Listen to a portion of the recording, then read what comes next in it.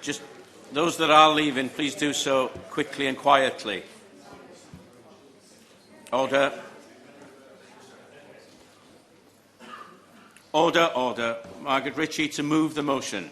Thank you very much, Mr Owen, and I am delighted to be served under your chairmanship, and I am also pleased that the Minister is here today to respond to the debate. To set the context... Order. To those leaving, please do so quickly and quietly. Thank you. Margaret Ritchie. Thank you, Mr Owen. To set the context for this debate, I think it is my duty and responsibility to acknowledge the very good work of the all-party group into contaminated blood products, and one of the joint chairs is here at the debate, my honourable friend, the member for Kingston upon Hull, and that published its report in January of this year and clearly outlined the requirements of government in respect to this very vexatious issue. But I tabled this debate, Mr Owen, to highlight the cause of victims of contaminated blood and blood products, and in particular my local constituent, a guy called Brian Carberry, a haemophiliac, Patrick in South Down. And he, along with all the other victims, have waited too long for truth and an acknowledgement that the government, through the Department of Health, imported such contaminated blood products from the USA in the 1970s and 80s. They have waited a long time for proper compensation and access to drugs, which are currently being assessed by the National Council for Clinical Excellence, and they need those drugs before stage 2 of the illness sets in, which causes liver dysfunction. I hope that the Minister today can provide a detailed outline of how she will address the issue once and for all. 2,000 people who were touched by this tragedy have already died, and the number rises as people die waiting for the government to bring a final determination.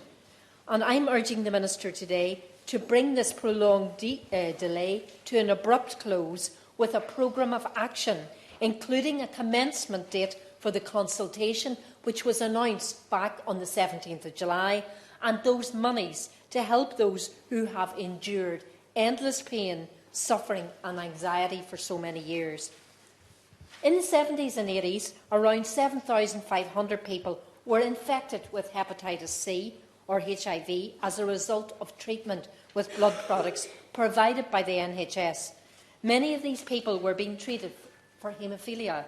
These viruses didn't just transform the lives of people infected, their families' lives were also turned upside down, and some of them, including my constituent, can no longer work. The several thousand people treated with contaminated blood and blood products by the NHS have been denied the real financial security, the health and social care that they need. The support currently in place is only partial and does not offer the full and final settlement that those affected and their families need to live with dignity, and falls far below equivalent compensation in the Republic of Ireland. The development in support, financial and otherwise, over the years has been haphazard and has been delivered much too slowly. Contaminated blood victims already face substantial financial demands because of the nature of their infections and the inadequacy of the financial monies. One lady suffering from the infusion of contaminated blood products told me last week that there are some sufferers who are denied even the basic stage 1 payments. With a weakened and compromised immune system, they have chronic fatigue, fibromyalgia, depression, unexplained rashes, and a link to potential breast cancer for women. And this lady also had an ileostomy as her bowel burst and had a stillborn child with all the attendant trauma attached to such an incident. And unlike other contaminated blood patients, this lady has been denied stage 1 Skipton fund payments. And needless to say, she didn't receive the Caxton payments. You already give way? Yes. Thank you, for giving way. Between 70 and 91, almost 33,000 people were infected with hepatitis C. Between 78 and 85, 1,500 haemophiliacs were infected. and some co-infected with hepatitis C as well. The issue for compensation is a big issue, Mr Owen, and I congratulate the Honourable Lady in bringing it forward to the Hall for consideration. A number of people here is an indication of the importance. But does she agree that regardless of what stage their illness may be or may not have been progressed to, compensation should be given?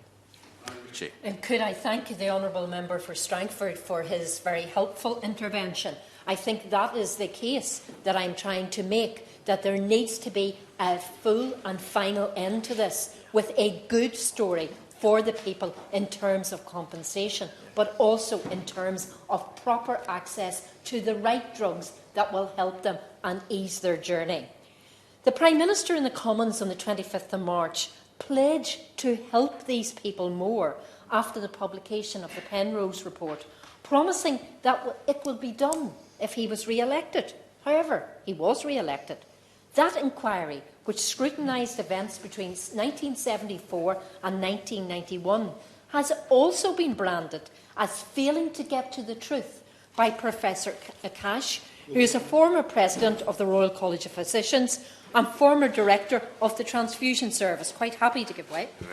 Thank you for taking my intervention, and may I congratulate you for securing this important debate. I'm here on behalf of several constituents, but in particular Andy Gunn, whose whole life has been blighted by this unimaginable injustice. Despite several promises that we should expect a comprehensive government report and response, rather, to the Penrose inquiry report, we have heard nothing regarding the timescale. Does the honourable member agree that the government must take immediate action to rectify this? Could I? Members here have individual constituents. It is a 30-minute debate, and I want the Honourable Lady who secured this debate to make her case as concisely as she can in the time given, and the Minister at length to respond as well. And the Honourable Lady will have a couple of minutes at the end to sum up as well. Yes? OK, we'll see how we go. The Minister will be generous, I'm sure. Margaret Ritchie. Could I thank Mr Owen and could I thank the honourable gentleman for his intervention? That is exactly the crux of the problem that you have captured in your intervention. We want a full and final settlement accompanied with drugs for these people because they have suffered immeasurable and unimaginable pain and grief. But it's interesting what Professor Cash has said, who is the former president of the Royal College of Physicians and former director of the Transfusion Service. He asserts that the Inquiries Act of 2005, which defines the parameters of public inquiries, enabled the executives responsible to avoid giving evidence. Apparently, the Inquiries Act meant there was a whole area he could not address, and that is an area that is worthy of further investigation. And I hope that the government will not fall short in relation to that. The Haemophiliac Society was also critical of the Penrose Inquiry report, saying there had been systemic failures in public health and public oversight. And furthermore, then, we know that Lord Pryor of Brampton made that statement on the 17th of July, which was reaffirmed then in the Commons on Monday, the 20th of July, whenever my honourable friend, the Honourable Lady for Kingston upon Hull, had her urgent question. However, so far, neither Parliament or the wider public, including the victims, have been informed when the consultation that was announced on the 17th of July will take place. And still the victims from contaminated blood products suffer whilst the government continues to procrastinate on the issue. Quite happy. I wanted just to widen the debate. I've taken everything you say, but I'm speaking particularly for some of my constituents with contaminated blood who are supported by the Macfarlane Trust, and I hope you might refer to that.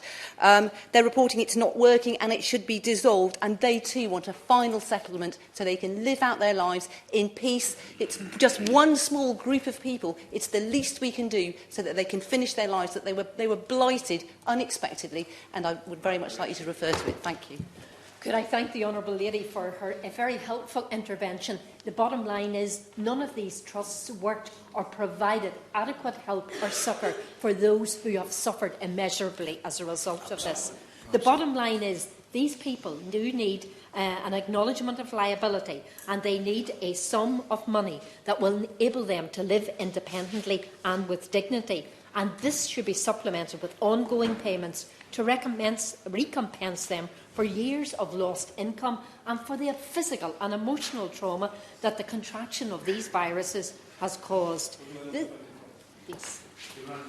Very briefly, can I, in support and welcome in this debate, ask her to stress those who are not only that we give voice to in this debate, but that we are unable to give names to because of the continuing stigma. And that includes the so-called forgotten few, some of whom are my constituents, who are co-infected with HIV and Hep C, and their families and themselves have lived with this, the financial hardship, but also the stigma for all these years. And in every debate I've been unable to name them. They deserve justice as well.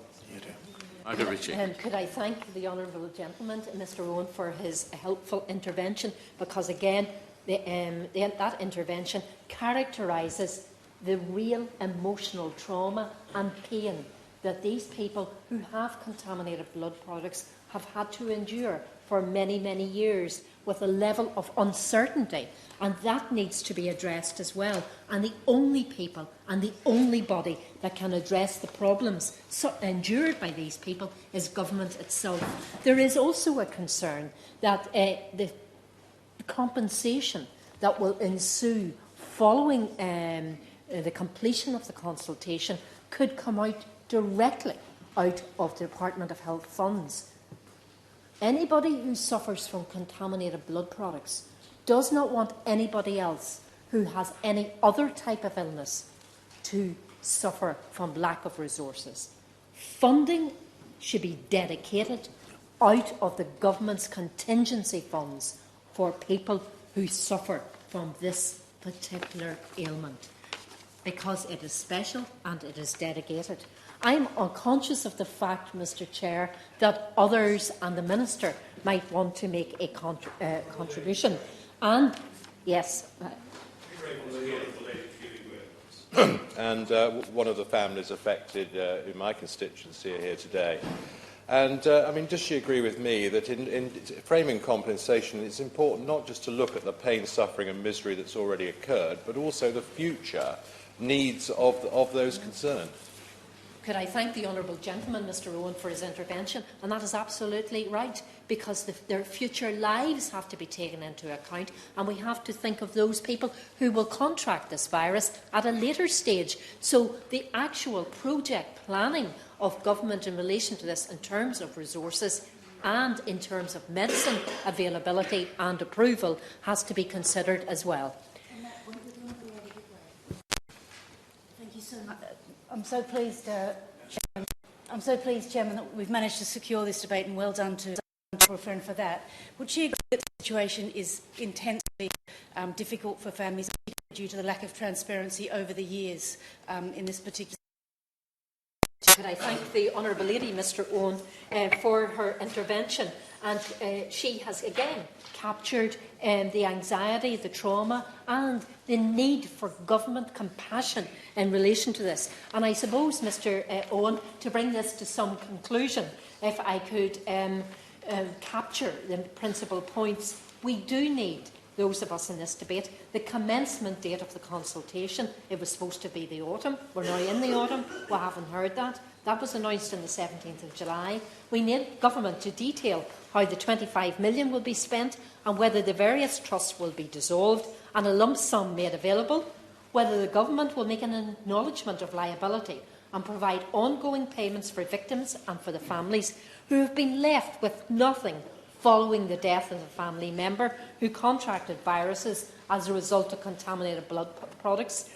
Victims strongly feel the compensation again should not come from the Department's principal budget but out of the Government's contingency fund.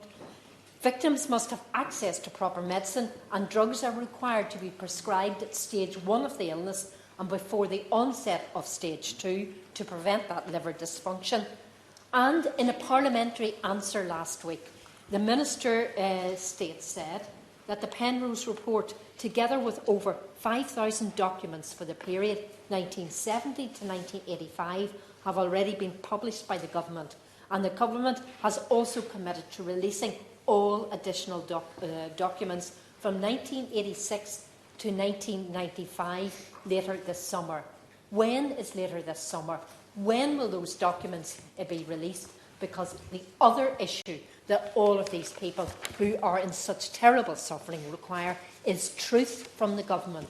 Because in the case of my constituent, he went in on a continuous basis for his reviews in the Royal Victoria Hospital in Belfast, and he was told he had to get another test. And he said, why do I have to get another test? Everybody knows I was born a haemophiliac, along with my 2 brothers. They said, you are hepatitis C. And he said, how did that happen? It was because of these blood products that were imported from the United States. And that was the first he knew about it, just 20 years ago. You can imagine the trauma that he felt and that of his wife, children and wider family, because it has meant he has to attend hospital on a weekly basis, and he also is without a job. And he cannot do the thing he wants most to do, care and bring up his family. So for the cases of Brian and many, many others, I would urge the Minister to ensure that an abrupt close is brought to this, that a date is announced for this consultation, that interim monies are made available, that full and final compensation is made available out of the Government Contingency Fund, and that there is all these terrible injustices are rectified once and for all. Thank you. The question is that the House has considered contaminated blood products. I call the Minister to respond, and she has indicated she wanted about 12 minutes. She's got a bit more, so I'm sure she'll be generous with interventions. Minister. I'll do my best, Mr Chairman, and thank you for that.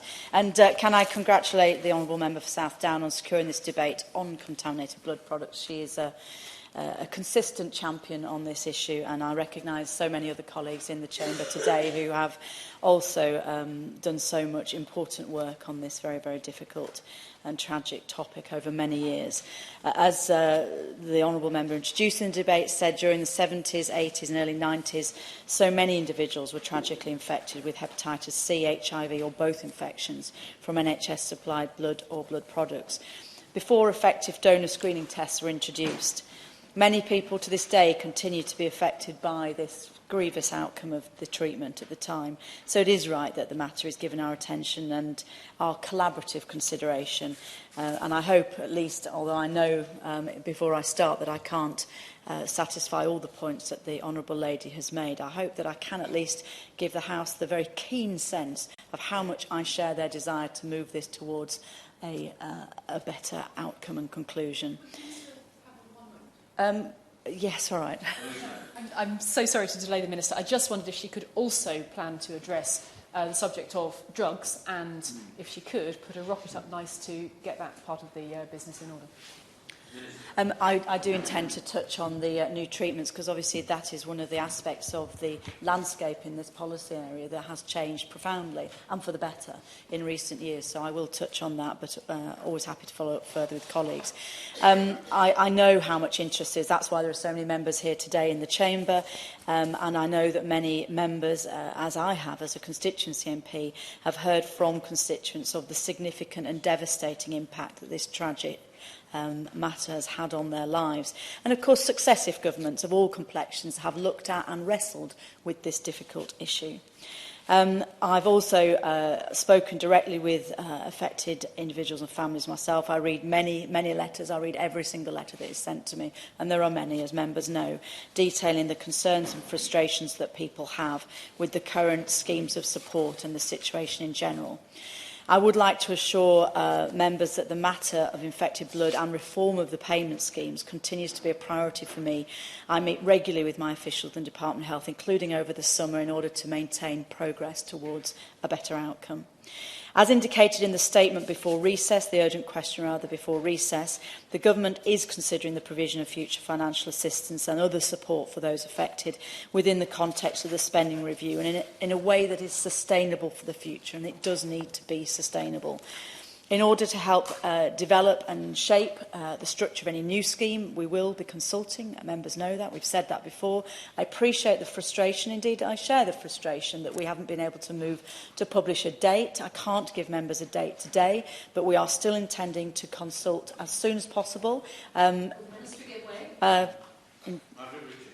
I would like, thank you, Mr Owen, and could I thank the Minister for giving way. I think it is vitally important today that the Minister gives us a date for the commencement of the consultation. Because what we are talking about here is a life and death issue for many, many people. I know that the Minister appreciates that, but she has to understand that that is the most compelling requirement, along with the compensation and access to drugs. Mr Chairman, I'm well aware of that fact, and I don't say casually that I can't give a specific date today, but it will take place before the end of the year as previously committed to. You know, we're working on the detail of that, but I can't give members a specific date today. But it is an absolute priority to bring that forward. And it is a complex area. It's legally complex. It's complex in terms of the proximity to spending review as well. That's also relevant. But we have given a commitment by the end of the year, and as soon as not if it's on the same topic. I've said what I can say today, and I've also said that I will inform members as soon as I possibly can when we have a date for a consultation. I've done everything in my power to keep members informed on this issue, and I will continue to do that. Following the consultation. I am grateful for the Minister giving way. In addition to a full and fair and final resolution to this issue, the victims also need clarity on access to drugs. And why is the NHS England, would the Minister clarify why the NHS England has made the complexity of access to drugs in England more complicated than Scotland, Wales and Ireland, these networks of hospitals? Why is that required? Well, I'm going to, Mr Chairman, I'm going to come on to the issue of drugs and access to drugs, perhaps not in quite the detail the Honourable Member seeks, but I'm going to now make progress and not take any more interventions for a while to make sure that I get through to the points that members have raised. But it's suffice to say that the issue of treatment, which has been raised, and I was very strongly aware, as I was present for most of the urgent question on the 17th of July, that the issue of access to treatment is something very much uppermost in members' minds at the moment. So this is something to which very considerable time and attention is being given. And I will touch on it in my remarks. Following the consultation, we will obviously take into account the views that we receive, and then we would look to work as quickly as possible to announce how the schemes will be reformed. We have had a number of thoughtful suggestions already made by members, by patient representative groups on how we approach the consultation. I'm grateful for those suggestions and I'm giving careful consideration to them. The Government's also continuing to work with the devolved administrations on this, and I hope that the Honourable Member for South Down agrees with me that we need to, as much as possible, work towards a four-nations approach. I would suggest, as part of that, that if she can share her knowledge and insight on this issue with ministers in Northern Ireland, that would be very helpful, but we continue to do so at official level, and we will also ensure that appropriate ministerial exchanges happen. While decisions have not yet been made on what the new scheme will look like, the House should be assured that given the level of unhappiness with the existing schemes, we are considering route and branch changes, which is, I know, what campaigners are calling for. And I would, however, I'd like to be clear that while we are working to establish a full and fair resolution, as liability has not been established in the majority of cases, it isn't appropriate to talk about payment in terms of compensation, particularly on the scale that some campaigners and colleagues envisage. And I know, again, members are not happy with that, but I need to say that for the record. We will continue to fund ex gratia payments, but obviously look to reshape those following consultation.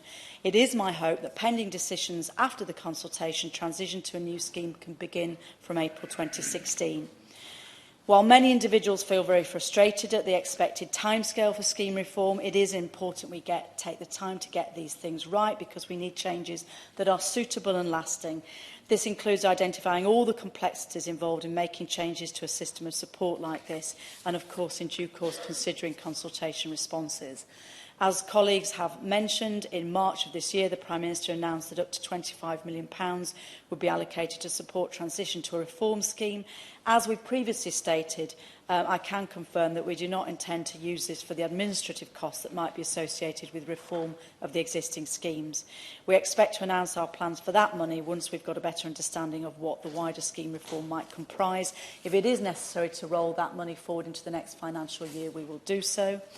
The announcement the Prime Minister made on the allocation of the £25 million came, of course, on the day of the publication of the Penrose Inquiry final report. I'm aware that many campaigners have written to their MPs regarding the Government's response to Penrose. We have fulfilled our commitment to implement the recommendation in the Penrose report, which was to take all reasonable steps to offer a hepatitis C test to anyone who had a blood transfusion before September 91 who's not been tested for hepatitis C.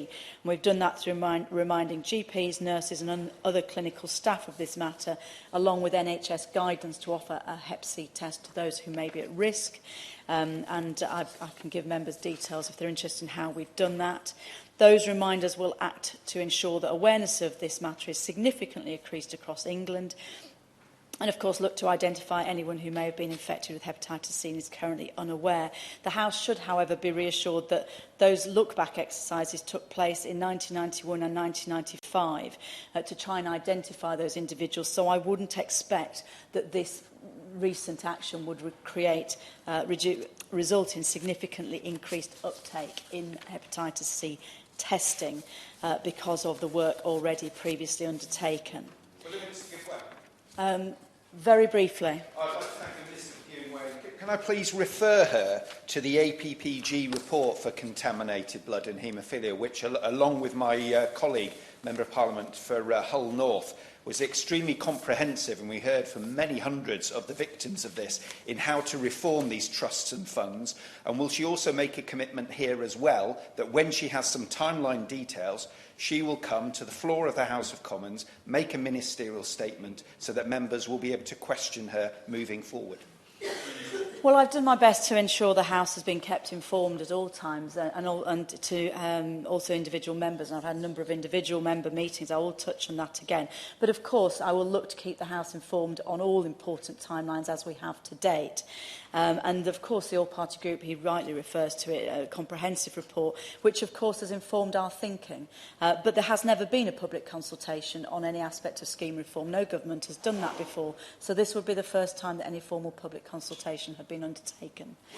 No, I'm going to just touch on the issue of drugs, and if there's time, I'll take another intervention.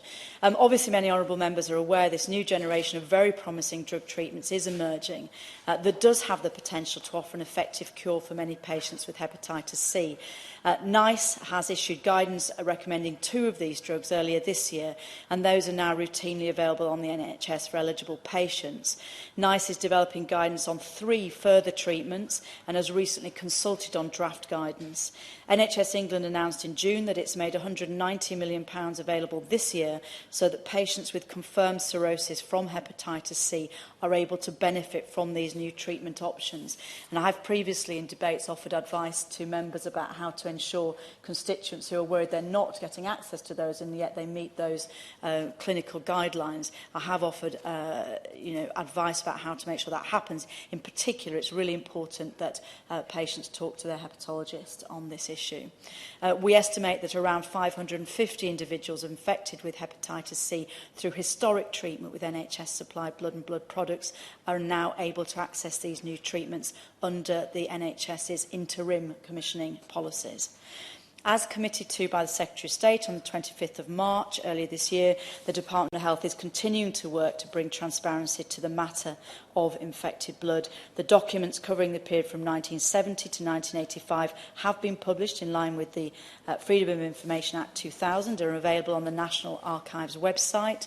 The Department is currently completing the transfer of the documents that we hold for the period 86 to 95 to the National Archives, and once those have been handed over, the National Archives will need to take those records onto their system and make them available on their Discovery website. Now, in relation to the precise date, we had hoped it would be this summer, but for technical reasons, the National Archives have indicated that they anticipate these documents will be made available now on their website after the January 2016 release. But I do stress that is only for technical reasons associated with the transfer of the documents. I do appreciate the frustration of the House. I'm sorry I'm not going to be able to let the Honourable Lady back in, because I do want to conclude my remarks by just saying I absolutely and the need for change. I have offered, in hoping to bring this to a practicable conclusion, I have offered through the member for Hull North parliamentarians a meeting ahead of the consultation so I can hear their concerns and suggestions, and they will be able to contribute to shaping scheme reform. Order, order. The sitting is suspended until 2:30 p.m.